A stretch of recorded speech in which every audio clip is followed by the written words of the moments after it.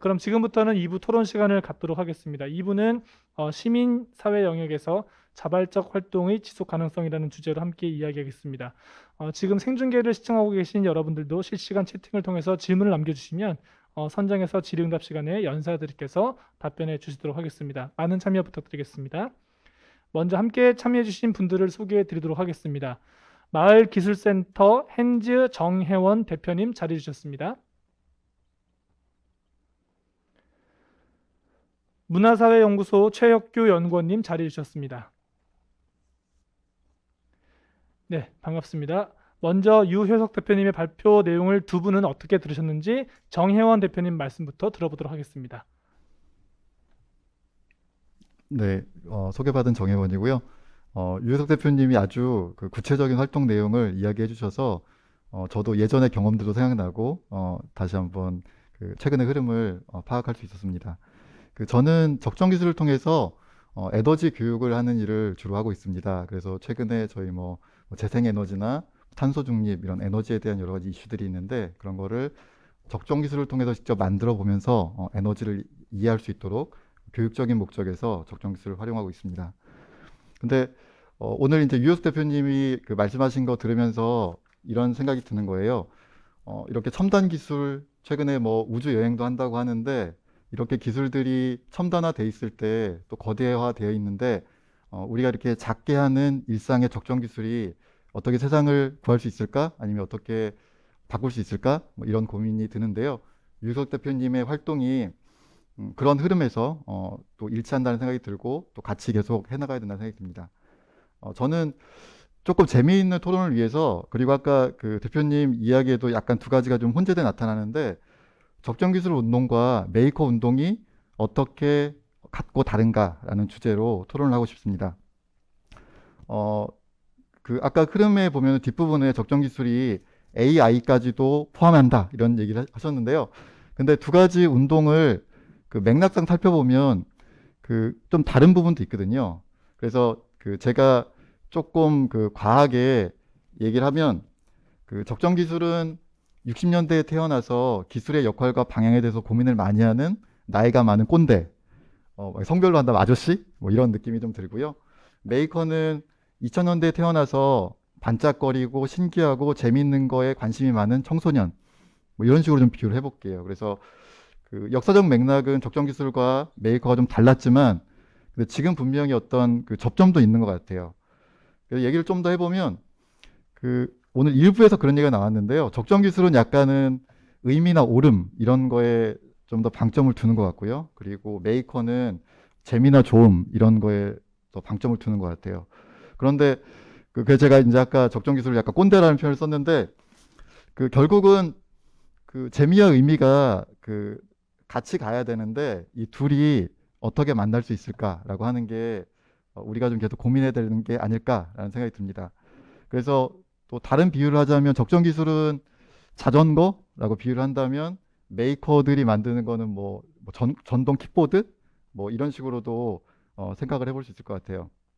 그래서 두 가지가 그 분명히 만날 수 있는데 제 입장에서는 저는 약간 좀 적정 기술적인 입장에서 얘기를 하면은 의미를 좀 더 살리면서도 사람들이 재밌게 누릴 수 있는 이런 적정 기술 메이커는 어떻게 탄생할 수 있을까라는 게 같이 좀 토론하고 싶은 이야기고요.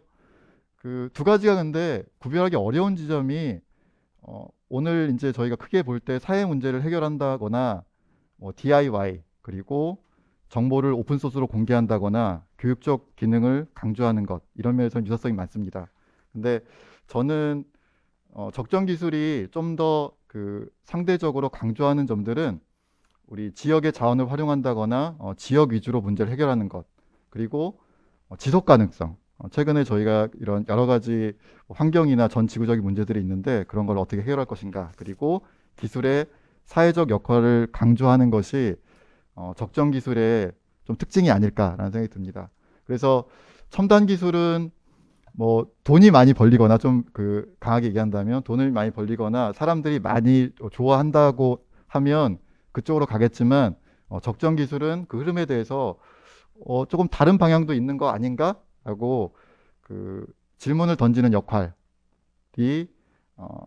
적정 기술이 아닐까라고 생각합니다. 그래서 저는 기술에서 내용 자체도 중요하지만 그 기술이 어떤 맥락과 어떤 맥락에서 그 기술이 적용되는지, 그리고 기술이 우리가 기술에 대해서 어떤 태도를 취하는지에 대한 거를 적정 기술적인 어떤 철학이나 사고 방식이 그 어떤 역할을 할 수 있지 않을까라는 생각이 듭니다. 그래서 그 아까 앞부분에 제가 첨단 기술이 이렇게 그 있는 시대에 적정 기술이 어떤 역할을 할까 이런 얘기를 했었는데, 최근에 이런 생각이 들어요. 지금 저희가 그 코로나 때문에 뭐 2년 이상 이렇게 그 고립된 생활들을 하고 있는데, 우리를 일상에서 코로나로부터 예방해 주는 거는 사실은 저희가 지금 하고 있는 뭐 마스크나 뭐 손소독이나 거리두기나 이런 일상의 기술들이 우리를 그 이런 전염병으로부터 그 보호해주고 있거든요.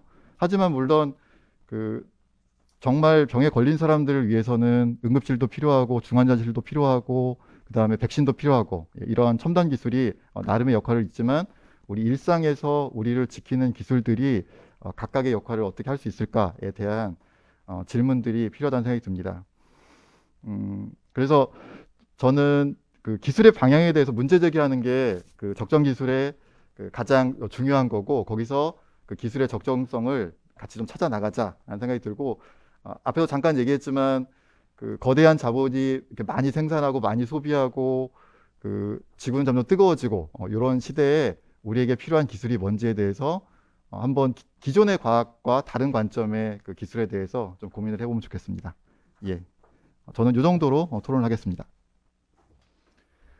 네, 정혜원 대표님의 말씀 잘 들었습니다. 적정 기술과 메이커 운동을 좀 비교하셨는데 뭐 자전거와 킥보드 이런 예가 좀 더 우리에게 좀 이해를 쉽게 만들어주는 도구 같습니다.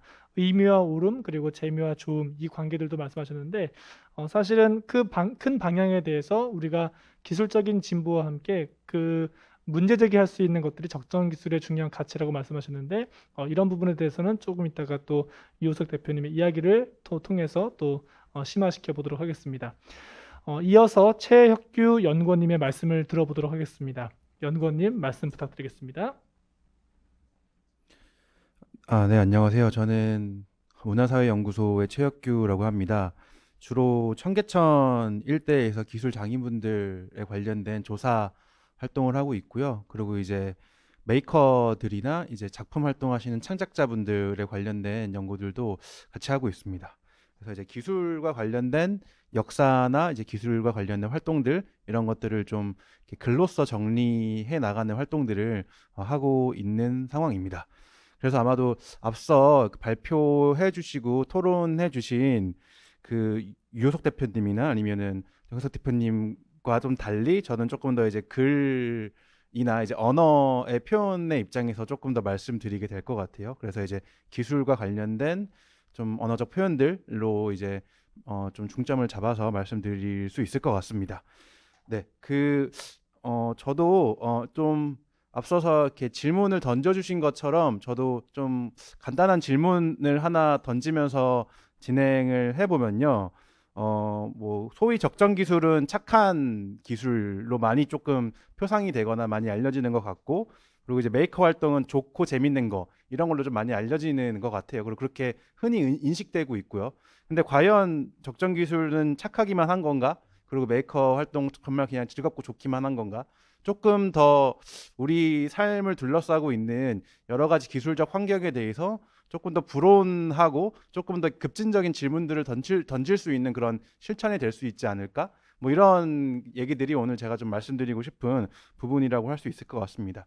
그래서 아마도 앞서서 말씀하셨던 그런 여러 가지 실천들이 있었는데, 예를 들면은 뭐 만드는 것들 말씀하셨고, 앞서서도 그리고 이제 뭐 탄소 중립이나 뭐 에너지 활동과 관련된 거 말씀하셨는데, 이제 그런 것들도 한 측면에서 보면 되게 사회적이고 되게 이제 윤리적이고 좋은 측면도 있지만, 우리가 살고 있는 되게 지배적인 기후 체제나 이런 데에 또 질문을 던지는 행위일 수도 있거든요. 그렇기 때문에 이런 것들을 조금 더 정치적인 행위로서 또 자리매김해 볼 수 있지 않을까 하는 좀 말씀을 드리고자 합니다.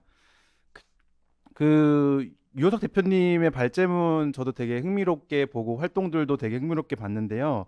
말씀하셨던 것들 중에서 이제 적정 기술이나 그리고 이제 메이커 운동, 메이커 활동, 그리고 이제 리빙 랩 이렇게 세 가지 정도가 이제 혼합되어져 있는 활동으로서 크리에이티브 톤의 그 어떤 활동 방향 같은 것들을 말씀해 주셨어요. 그래서 이제 그런 것들을 되게 사실 뭐 출발한 문제의식부터 해가지고 또 진화해온 과정들 이런 거 치면은 사실 그 세 가지의 문제의식들이 되게 복잡하게 또 뒤섞이기도 하고 그리고 이제 또 때로는 또 다른 방향을 취하기도 하고 하면서 진행이 되어 오긴 했지만 그거를 되게 단순화시켜서 그냥 문제의식을 이야기하자면은 일종의 좀 적정 기술이라고 하는 것은 기술의 규모에 관련된 문제일 수 있을 거고요. 그리고 이제 메이커 운동이나 메이커 활동이라고 하는 것은 실천 단위, 누가 기술을 실천할 것인가에 관련된 실천 단위들, 그리고 이제 리빙렉 같은 경우에는 이 기술이 적용되는 범위나 혹은 이 기술이 필요한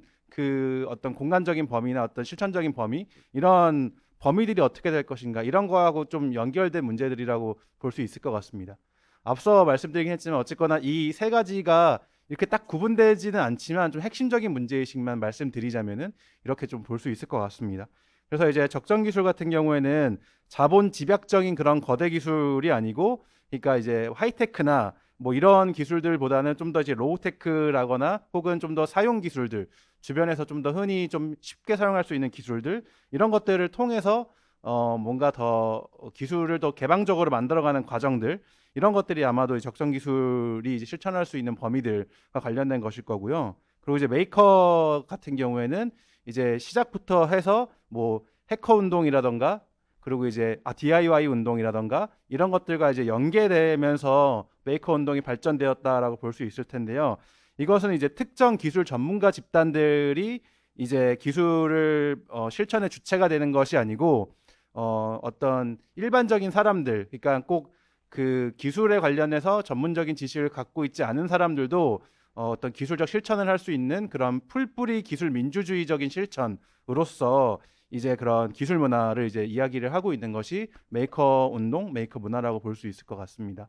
그리고 이제 세 번째로 리빙랩 같은 경우에는 시민들이 자신의 어떤 지역 단위 안에서 이 지역의 문제들을 해결할 수 있는 그런 여러 가지 고민들을 이제 전문가들과 그리고 이제 일반 시민들과 그리고 또 그 외에 어떤 좀 공공기관이라던가 기업이라던가 여러 주체들이 이제 협력하면서 거버넌스를 이루면서 만들어가는 과정들 이런 것들을 이제 리빙랩이라고 볼 수 있을 것 같습니다. 그래서 이제 이러한 세 가지 정도의 그 이 세 가지 요소들이 갖고 있는 문제 의식들 이런 것들을 조금 더 이제 정치적인 실천으로서 우리가 한번 생각해보고 자리매김해보면 좋지 않을까라고 하는 생각을 하게 됐고요. 특히나 이제 이런 것들은 이제 기술 지식, 그러니까 우리가 기술이라고 하는 걸 되게 항상 어렵다고만 생각을 하고, 그리고 이제 뭔가 특히나 이제 휴대폰 같은 경우가 우리 일상에서 많이 쓰는 기계일 텐데 휴대폰이 만들어지는 과정이나 이런 것들은 사실 우리가 잘 알지 못하죠. 이건 전문가들만 알 수 있는 지식들이고, 그리고 이걸 공개하지도 않고요. 기업들은 물론 기업 정보들이 있기 때문에 그렇겠지만, 그래서 이제 그런 기술적인 지식들 그리고 이제 뭐 기술과 관련된 여러 가지 실천들 뭐 예를 들면 휴대폰이 망가졌을 때 우리 곧바로 대부분 AS 센터에 가잖아요. 근데 꼭 AS 센터에 가지 않고도 뭐 자가 수리를 한다거나 거기에 들어가는 부품들도 이제 주변에서 뭐 자기가 만든다거나 할 수 있는 그런 여러 가지 조건들 이런 것들이 이제 가능하게끔 하는 어떤 정치적인 문제이자 정치적인 행위로서 다시 한번 좀 자리매김할 수 있을 것 같다는 생각이 들고요. 그래서 이제 기술이라고 하는 그런 지식과 실천이라고 하는 것을 많은 사람들한테 더 공개하고 그 사람들이 어떤 기술적인 지식이나 기술적인 실천에 영향을 가질 수 있도록 하는 것 바로 이것이 이제 일종의 기술의 어떤 정치적인 측면을 개선해 나갈 수 있는 어떤 출발점이라고 볼 수 있을 것 같습니다. 그래서 이제 이런 기술 구조적 변화를 이끌 수 있는 여러 가지 활동들이 앞서서 말씀하셨던 뭐 리빙랩이나 지금 적정 기술과 관련된 활동들이라고 볼 수 있을 것 같고요. 이것이 이제 사회 문제 해결이라고 하는 그런 차원으로서 이제 이야기할 수도 있지만 어떤 기술 구조적 변화를 이끌어낼 수 있는 그런 어떤 역량화의 출발점, 충분 조건은 아니지만 필수 조건이라고 할 수 있을 것 같습니다. 네, 여기까지 하겠습니다. 감사합니다. 네, 최혁규 연구원님께서 시민사회 영역에서 자발적 활동의 지속 가능성, 정치적 실천에 대한 부분을 좀 많이 말씀해 주셨는데 이 부분을 또 들어보시고 유효석 대표님께서는 또 하실 말씀이 또 있으실 것 같습니다. 두 분의 말씀 들은 이제 대표님은 추가 말씀 간단하게 부탁드리겠습니다. 너무 말씀을 잘 해주셔가지고 제가 많이 할 말은 없지만 제가 말씀을 드릴게요. 아까 정혜원 대표님께서 적정 기술은 꼰대, 메이커는 청소년 이렇게 얘기하셨는데 너무 몇백 퍼센트 공감 가는 얘기라 제가 어떻게 말씀을 못 드리겠는데 그게 왜 그러냐면 제가 메이커 활동을 따로 하고 적정 기술 활동을 따로 할 때 얘기입니다. 적정 기술하고 메이커는 어울리지 않는다라고 다들 생각했어요. 전부 그렇게 생각을 했던 게 2015년까지 이어졌습니다. 그게 왜 그러냐면 적정기와 메이커와 결합이라는 것보다는 그 정신이 너무 달라가지고 그걸 결합한다는 생각을 하지 않았는데 이제 누군가가 그 얘기를 꺼내다 보니 그러니까 누군가라고 말씀드린 거는 이제 전문가겠죠. 전문가가 그 얘기를 꺼내다 보니 저도 그 영향을 받아서 직접 시도를 해보니까 이제 됐던 거죠. 이제 결국은 이게 그런 부분인데 메이커 분들은 메이커라 불러야 기분을 좋아하고요. 메이커 분들은 펀을 즐기는 걸 하지 않으면 분야 자체를 하지 않습니다. 저도 마찬가지인데 전 적정 기술이 제 전문 분야라고 생각하고 메이커 활동을 했는데 사실 메이커 적정 기술은 다큐거든요. 사실 다큐랑 펀을 어떻게 결합시키냐가 큰 문제였고 특히 이제 메이커 페어 이런 데 가서 적정 기술을 소개하면 관심보다는 펀이 너무 없어서 지나치는 경우가 많습니다. 사실 그래서 앞으로 메이커 생태계가 많이 변해 있어요. 지금 많이 변해 있는 상황이니까 그런 거를 다시 한번 지금 코로나 시대 때문에 많이 침체되어 있는 우리 메이커 생태계에 적정 기술물이 이제 다시 어떻게 활성화될 수 있는 건 제 역할인 것 같습니다. 제가 이 정도로 답변을 대신할 것 같습니다. 예. 네, 감사합니다. 적정 기술은 다큐란 말이 자꾸 귀에 맴도는데 다 의미 있는 것들 그리고 본질에 대한 부분을 질문하는 것이기 때문에 당연히 또 필요한 부분이라고 생각됩니다.